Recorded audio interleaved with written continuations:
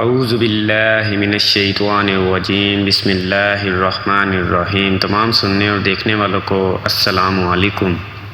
دوستو، آج میں آپ کے سامنے حاضر ہوا ہوں ایک نئی ویڈیو کے ساتھ کہ حضرت عمر فاروق رضی اللہ تعالی عنہ کی زندگی کے چند اہم واقعات کے جس میں حضرت عمر فاروق رضی اللہ تعالی عنہ دریائے نیل کے نام خط لکھتے ہیں، وہ دریا جو ہر سال ایک زندہ لڑکی کی جان لیے بغیر چلنا شروع نہیں کرتا، وہ دریا آپ کے خط لکھے جانے کے بعد کس طرح چلنا شروع کر دیتا ہے۔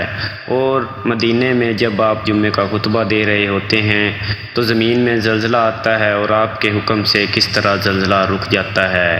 اور جب آپ جنگل میں سے گزرتے ہیں اور آپ کو نیند آتی ہے تو آپ ایک درخت کے نیچے آرام کرنے لگتے ہیں تو کس طرح ایک شیر آپ کی رکھوالی کرتا ہے۔ ویڈیو شروع کرنے سے پہلے ایک گزارش ہے ان ویور سے کہ جو لوگ چینل پر نئے ہیں وہ چینل کو ضرور سبسکرائب کر لیں اور ساتھ ہی بیل آئیکن پر بھی کلک کر لیں تاکہ ایسی مزید ویڈیو آپ تک بآسانی پہنچتی رہے۔ اور اگر میری ویڈیو اچھی لگے تو ویڈیو کو لائک اور شیئر ضرور کریں کیونکہ اچھی بات دوسروں تک پہنچانا صدقہ جاریہ ہے۔ آئیے چلتے ہیں ویڈیو کی جانب۔ قربان جاؤں اس عمر فاروق رضی اللہ تعالیٰ عنہ پہ، جب خلیفہ وقت بنے تو دریائے نیل کی طرف کچھ لوگ ایک لڑکی کو دلہن بنا کر لے کے جا رہے تھے۔ عمر فاروق نے پوچھا، اس بچی کو کہاں لے کر جا رہے ہو؟ لوگوں نے کہا، امیر المومنین، ہر سال اس دریا میں کسی نہ کسی کنواری لڑکی کو دلہن بنا کر دریا کے بیچ میں کھڑا کرتے ہیں، تب یہ دریا بہتا ہے ورنہ نہیں بہتا۔ عمر فاروق نے کہا، بچی کو واپس لے جاؤ، بچی کا کیا قصور ہے؟ ایک خط لکھ کر دیتا ہوں، وہ دریا تک پہنچاؤ۔ عمر فاروق نے لکھا، اے دریائے نیل، میں عمر محمد مصطفیٰ صلی اللہ علیہ وآلہ وسلم کا غلام تجھے حکم دیتا ہوں، اگر تو اللہ کی مرضی سے بہتا ہے تو ٹھیک ہے، اگر تو اپنی مرضی سے بہتا ہے تو تمہارے پانی کی ہمیں کوئی ضرورت نہیں، اللہ خود ہی ہمیں پانی پلائے گا۔ عمر فاروق کا خط جیسے دریا کو ملا، دریا نے بنا کسی دیر کے بہنا شروع کیا، اتنا زور سے بہنے لگا کہ پانی کناروں تک آ پہنچا۔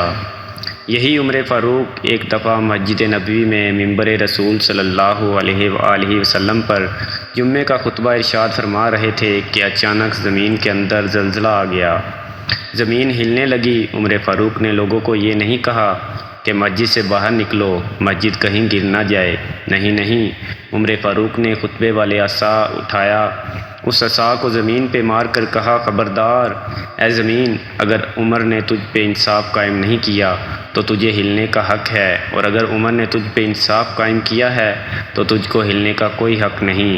خدا کی قسم، عمر فاروق کی لاٹھی زمین کو لگی، زلزلہ تو بند ہوا مگر آج تک مدینے میں کبھی زلزلہ نہیں آیا۔ سبحان اللہ۔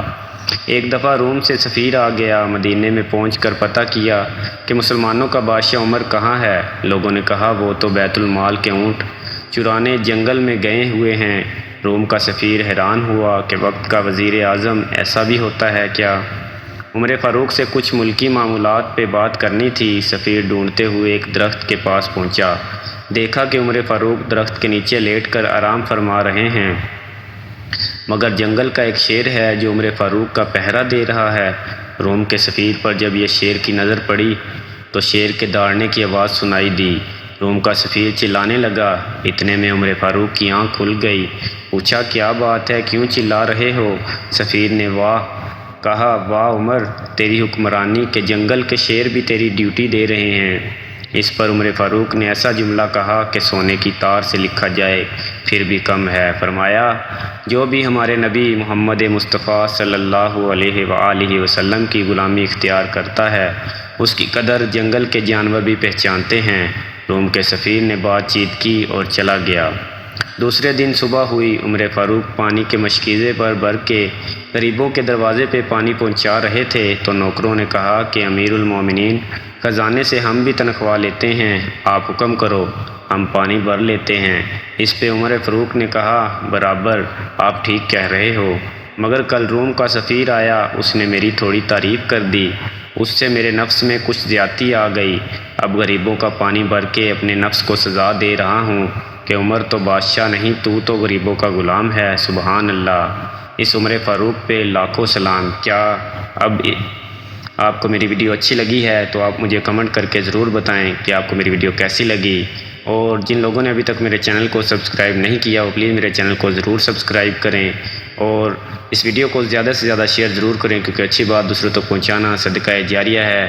نیکسٹ ویڈیو تک کے لیے اللہ حافظ۔ اپنا اور اپنے اہل و عیال کا خیال رکھیے گا، اور دعاؤں میں ہمیں بھی یاد رکھیے گا۔